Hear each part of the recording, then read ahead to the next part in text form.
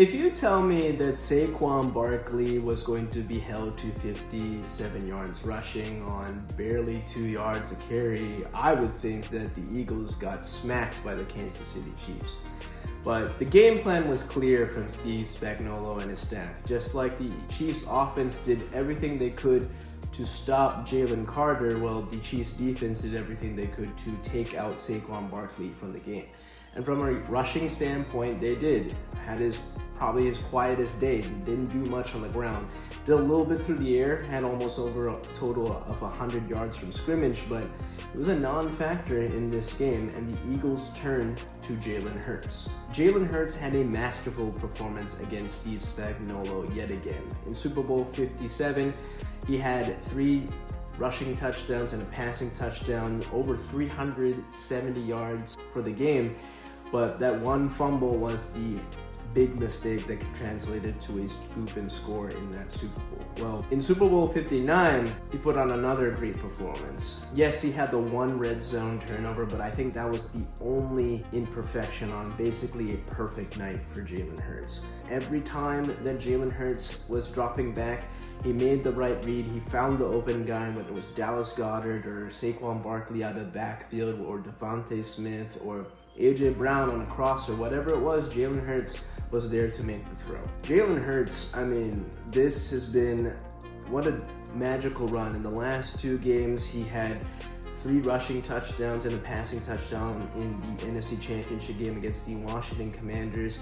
Silenced the doubters there, but I don't think you can even doubt Jalen Hurts after this Super Bowl performance. Spags threw the kitchen sink and Jalen Hurts, and each time Jalen responded consistently, beating the blitz, finding the open man, whether it was Jahan Dotson, Dallas Goedert, AJ Brown, Devontae Smith, or even Saquon Barkley out of the backfield, as Saquon had 40 yards receiving for the day.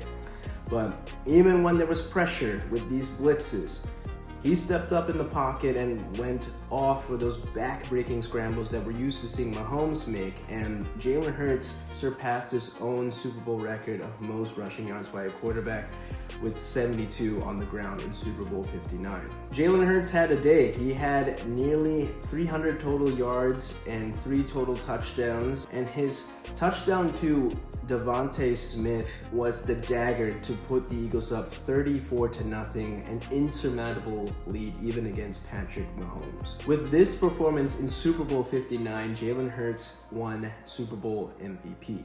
Jalen Hurts going up against Patrick Mahomes in 2 Super Bowls has simply outperformed him. If you look at this tweet here by Dan Orlovsky, in head-to-head matchups in the Super Bowl with Patrick Mahomes and Jalen Hurts, well, Jalen Hurts has outperformed him. More passing yards, more total yards, more first downs, more touchdowns, and fewer turnovers.